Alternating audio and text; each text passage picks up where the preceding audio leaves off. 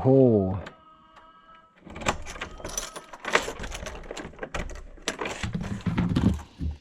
Voilà, une petite compilation. Hello. Salut les poules. Regardez-moi ça. Regardez-moi ça, ces belles petites poules. Coucou. Oh, comme vous êtes belles.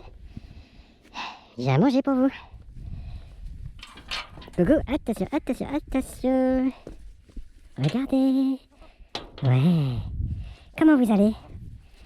Alors, qu'est-ce que j'ai pour vous? Regardez-moi ça. Ah bah oui. Ah bah attendez. Regardez. Dans un premier temps. Voilà. Oh, pardon. Alors, les poules aiment beaucoup la nourriture variée. Ça aussi. Hop. Hop. Non, non, c'est moi qui donne, c'est pas vous.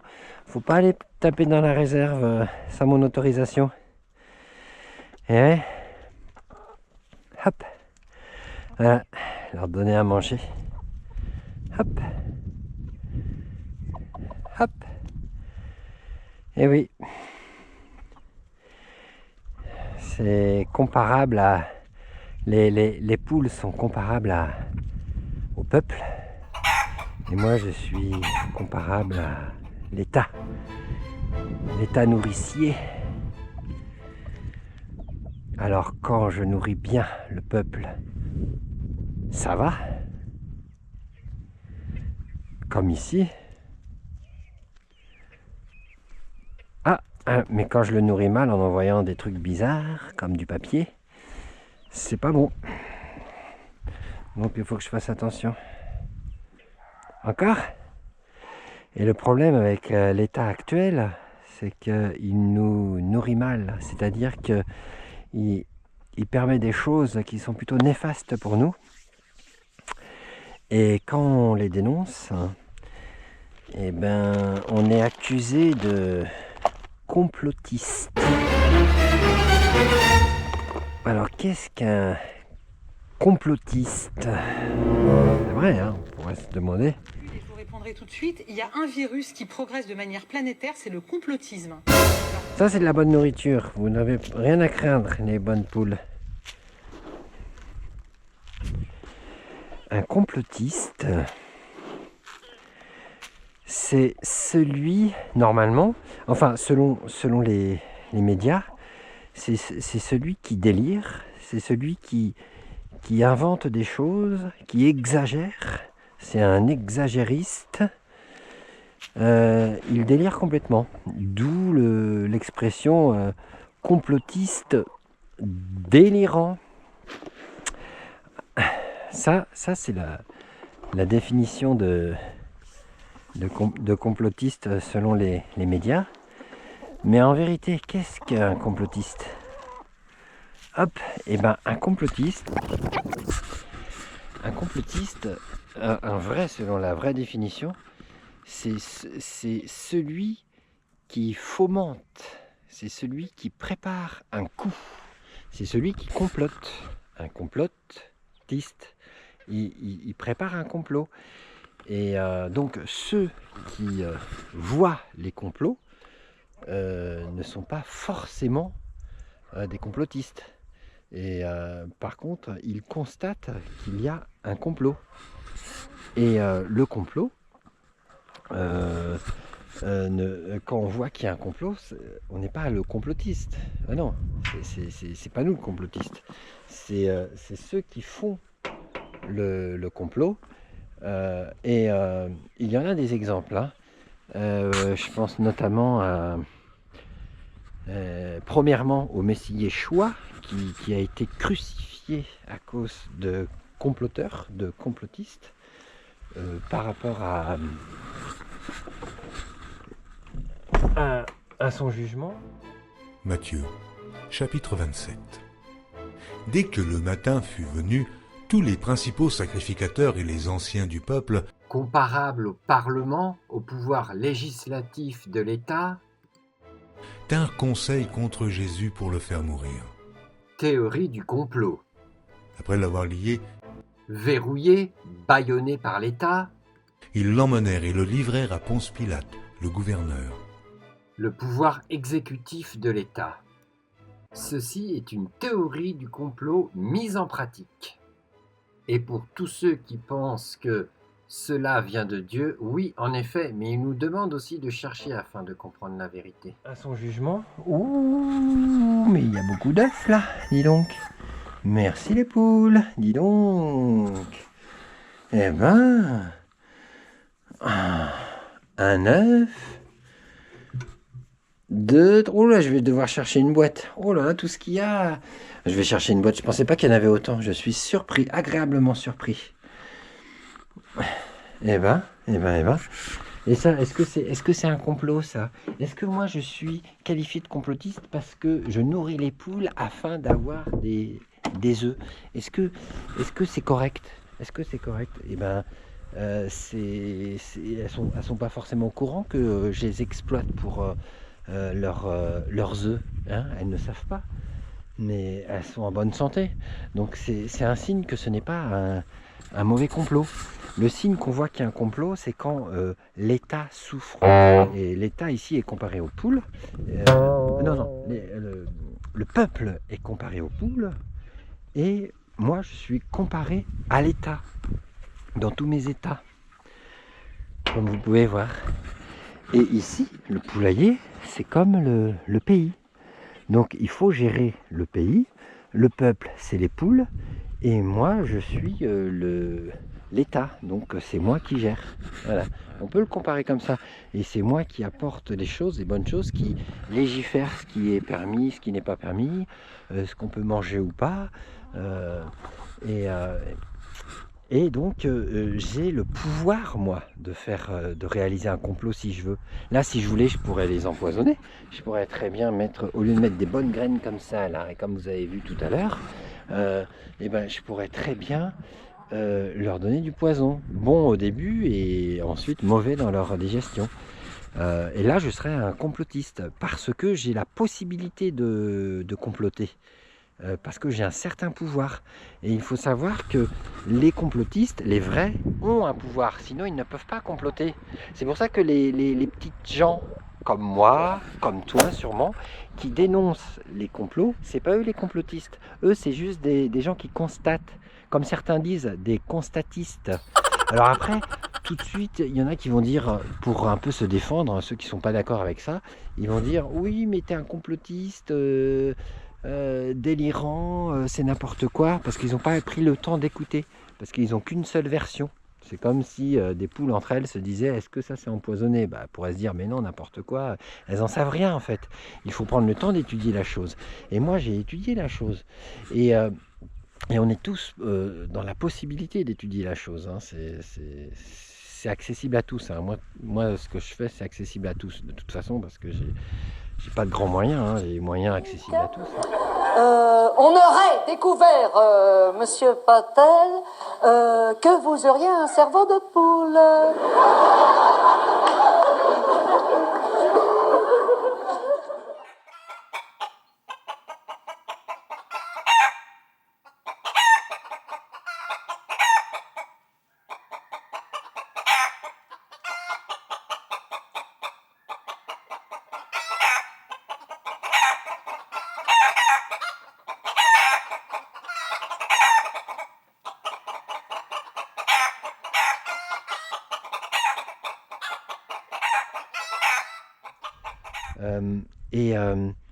Et donc, il ne faut pas se laisser impressionner par ceux qui disent qu'on est des complotistes, parce que c'est comparable à, par exemple, dans la foi, quand on vient à la foi et qu'on parle de Dieu, c'est comparable aux non-croyants qui vont dire « Mais qu'est-ce que c'est que toutes ces bondieuseries que tu nous sors là ?» Vous voyez un peu? Et bien là, c'est pareil. Quand on n'arrive pas à comprendre, au début, on est tenté de dire « Mais qu'est-ce que c'est que ce complotiste? Tu nous sors des théories du complot complètement folles. » Et alors qu'en fait, c'est comme si le non-croyant nous accuse de sortir des bondieuseries. C'est le même niveau d'intelligence, le même niveau le même niveau en fait. Vous voyez, donc ça, il ne faut pas tomber dans ce piège, il ne faut pas être impressionné par ceux qui disent que c'est des bondieuseries quand on parle de la foi, tout comme ceux qui disent que c'est des théories du complot quand on parle de ce qui se passe vraiment. Parce que c'est important d'en parler. Et il ne faut pas se faire impressionner. Et il y a toujours eu des complots de tout temps, et on le voit dans la Bible. Regardez le nombre de fois qu'on voit le mot complot dans la Bible. C'est extraordinaire, quoi. C'est vraiment extraordinaire. Genèse 37, 18. Ils le virent de loin, et, avant qu'il fût près d'eux, ils complotèrent de le faire mourir. Psaume 31, 14. J'apprends les mauvais propos de plusieurs, l'épouvante qui règne alentour, quand ils se concertent ensemble contre moi, ils complotent de m'ôter la vie. Psaume 56, 7. Ils complotent, ils épient, ils observent mes traces parce qu'ils en veulent à ma vie. Psaume 59, 4. Car voici, ils sont aux aguets pour m'ôter la vie. Des hommes violents complotent contre moi sans que je sois coupable, sans que j'aie péché, ô Éternel. Psaume 64, 3.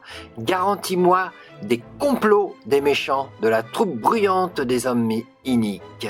Ésaïe 54, 15. Si l'on forme des complots, cela ne viendra pas de moi. Quiconque se liguera contre toi tombera sous ton pouvoir. Jérémie 18, 18. Et ils ont dit, venez, complotons contre Jérémie. Jérémie 18, 23. Et toi, Éternel, tu connais tous leurs complots pour me faire mourir. Lamentation 3, 60. Tu as vu toute leur vengeance, tous leurs complots contre moi. Lamentation 3, 61. Éternel, tu as entendu leurs outrages, tous leurs complots contre moi. Acte 23, 13. Ceux qui formèrent ce complot étaient plus de 40. Acte 9, 24. Et leur complot parvint à la connaissance de Shaoul. On gardait les portes jour et nuit afin de lui ôter la vie. Acte 23, 12. Quand le jour fut venu, les Juifs formèrent un complot et firent des imprécations contre eux-mêmes. Donc je vais continuer à les nourrir. Hein. Et puis je vous prends comme ça, hop, sur le front. Hein, on se voit pas, mais on est ensemble. Voilà, tac, hop. Donc là, je les ai nourris déjà tout à l'heure. J'en remets encore un petit peu, à droite, à gauche, un peu pour tout le monde. Voilà, hop. Oh, t'as eu peur? Il y en a qui ont peur d'être nourris, des fois, ça arrive. L'état nourricier, des fois, il faut s'en méfier. Ah bah oui. Mais j'ai rien comploté contre vous, hein, calmez-vous. Hein. Allez, voilà. Et je vais en mettre aussi de l'autre côté. Donc ça, je donnerai la prochaine fois. Hein, faut répartir, faut gérer. Et donc, on voit bien, hein, Yeshua, lui, il a été vraiment crucifié à cause d'un complot. Hein. Et on le voit aussi dans le psaume 2. Ah ouais, le psaume 2, c'est quelque chose. Hein. Psaume 2. Pourquoi s'agitent les nations et les peuples méditent-ils la vanité? Les rois de la terre se lèvent et les princes consultent ensemble contre l'Éternel et contre son oint. Rompons leurs liens, jetons loin de nous leurs cordes. Quelque chose. Hein. Donc on voit bien que les complotistes, ils sont là de tout temps, hein, depuis tout temps. Bah d'ailleurs, le premier complot, c'est le serpent qui a séduit Ève. Et on voit comment ça complote. C'est des belles théories, des beaux mensonges séducteurs qui nous font croire que, et ensuite on goûte aux fruits défendus et on y prend goût et on commence même à accuser l'autre en disant mais non, c'est n'importe quoi, c'est correct de faire ça, ne dis pas que c'est un péché et tout. Et on voit donc que les complots, c'est là depuis toujours. Et que ceux qui ont la force de faire un complot, c'est ceux qui ont les moyens. Il faut vraiment être riche, hein, pour faire des complots. Parce que c'est pas évident. Hein. Voilà. Mais c'est à la portée de tous de repérer les complots. Ouais, ils en ont assez là, des graines? Ouais, ça va aller. Ça va aller, ouais. Ça va aller. C'est correct. J'en rajouterai demain. Ça ira. faut passer tous les jours, quoi. Voilà. Donc, je suis bien content, hein. Ça, c'est un bon deal, hein. Ouais, c'est pas un complot, mais c'est un bon deal. Donc voilà, on reconnaît qu'il y a un complot. On reconnaît qu'il y a un complot quand le peuple souffre. Ça, c'est un signe. C'est un signe. Quand il est confiné pour X raisons non recevables après enquête. Quand il est accusé. Quand il culpabilise. Quand il y a des problèmes économiques. Parce qu'en fait, on est dans une époque où il y a beaucoup de richesses et si on exploite bien les choses, et c'est très possible, eh ben, on ne peut vivre que dans l'abondance. Et pour tout le monde, hein, il y a suffisamment de richesses pour tout le monde, mais il se trouve que une minorité s'empare de pratiquement toute la richesse et ensuite devient parano en croyant que si le peuple voit ça, ils se feront écraser par le peuple. Ce qui est vrai, hein, de toute façon, la Révolution française, c'est comme ça que c'est arrivé, hein. Il y a eu une prise de conscience du peuple, et c'est ce qu'il faudrait, je pense. C'est ce qu'il faudrait. Ça viendra, je pense. Bon, maintenant, hein, c'est Dieu qui permettra ou non. Mais en tout cas, c'est ça que je voulais dire. Un complotiste, c'est celui qui a de très grands moyens, n'est pas complotiste qui veut. Donc si on veut savoir qui est le vrai complotiste, il faut aller plutôt vers les puissants de ce monde et voir ce qu'ils ont comme plan. Et très vite, on comprend qu'il y a un complot mondial. Et en ce moment, c'est important d'en parler parce que c'est un programme qui s'apparente à un génocide là, qui est en train de se produire. Alors j'en parlerai pas tout de suite, là je vais arrêter parce que ça fait déjà un moment que je parle et je veux faire des petits partages. Mais il faut vraiment que chacun se mobilise et la seule façon de se mobiliser, enfin la seule, disons que le tronc commun, c'est de comprendre ce qui se passe et donc chacun doit se renseigner. Et après, chacun selon son appel, ses qualités, ses dons, etc., agira en conséquence. Mais en tout cas, on doit comprendre ce qui se passe et il faut prendre le temps d'étudier. Voilà. Et puis ne pas avoir peur de la vérité, parce que c'est sûr que si on a peur de la vérité, ça passe pas, hein. On aura peur. Donc il faut prier, il faut avoir une vie de prière, ça c'est très important. Je n'entrerai pas dans les détails de la croyance, chacun prie en fonction de ce qu'il croit. Dieu peaufinera le chemin au fur et à mesure, mais en tout cas il faut une vie de prière pour que Dieu soit avec nous, parce que s'il n'y a pas la foi, là on est cuit, là. C'est foutu, hein. C'est parce que l'ennemi là en face, il est spirituel, hein. C'est premièrement spirituel et charnel, physique, hein. Toute chose terrestre a une racine spirituelle. Donc ça, il faut le savoir, c'est un fondamental du fonctionnement de la vie. C'est comme ça que ça se passe. Et nous, les humains, on est des êtres célestes et terrestres. On est les deux à la fois, il faut réussir à avoir l'équilibre. Relier les deux et avoir un juste équilibre. Et voilà, donc en ayant le juste équilibre, on arrive à comprendre et à voir ce qui se passe et on se rend compte qu'il y a des abominations qui se font et Dieu les permet pour nous avertir, pour nous éveiller à pratiquer le bien, parce que c'est en pratiquant le bien d'un commun accord, en étant ensemble, unis, errades, qu'on arrivera à quelque chose. Quelles que soient nos convictions religieuses, politiques, etc. Là, à un moment donné, il faut s'unir pour le salut de l'humanité. Donc c'est un message messianique, hein. Il y a aussi la dimension messianique, dans le bon sens du terme. Et on a tous une partie du Mashiach en nous.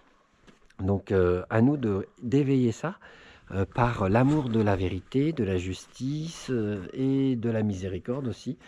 Voilà. Donc il y a un vrai complot mondial qui se met en place toujours plus, qui doit passer par un Great Reset, donc une grande réinitialisation, une banqueroute mondiale pour pouvoir instaurer une nouvelle norme. Et tout cela demande de passer par un chaos, ce qui se passe en ce moment. Et comme une pandémie organisée et tout ça, mais bon, ça fera d'autres sujets de vidéo. Là, je voulais juste donner la définition de ce qu'est un complotiste. C'est celui qui complote, et celui qui complote, pour manipuler toute la planète, il doit avoir de grands moyens. Donc, c'est les riches, mais les super riches, hein, parce qu'il y a les riches qui sont corrects, honnêtes. Ça ne veut pas dire qu'on est riche, qu'on est malhonnête. Non, non, non, pas du tout, hein. Il y a de tout, hein. Il y a tous les cas envisageables, hein. Mais c'est sûr que pour être un complotiste à cette échelle-là... Bonjour, vous allez bien? Oui, oui, oui, je me fais une petite vidéo. C'est la voisine, c'est la voisine.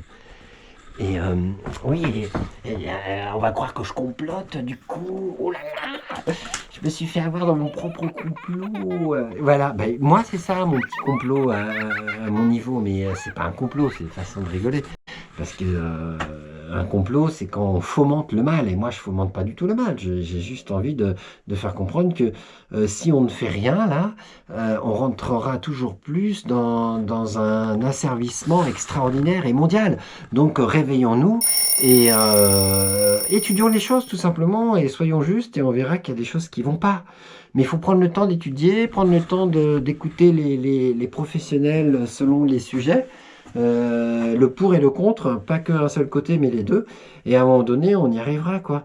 Donc voilà, c'est la seule façon de s'opposer au complotisme réel et mondial, c'est de s'informer, d'écouter, de recouper les informations, et ne pas écouter que les mainstream, là, les médias officiels, les gros médias, parce que eux, ils ont des liens d'intérêt, et voire même des conflits d'intérêt, hein. Ça crée des histoires, ça.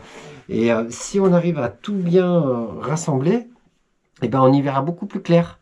Donc il y a beaucoup de vidéos qui sont très instructives à ce sujet-là. Donc voilà, il suffit de les écouter, hein.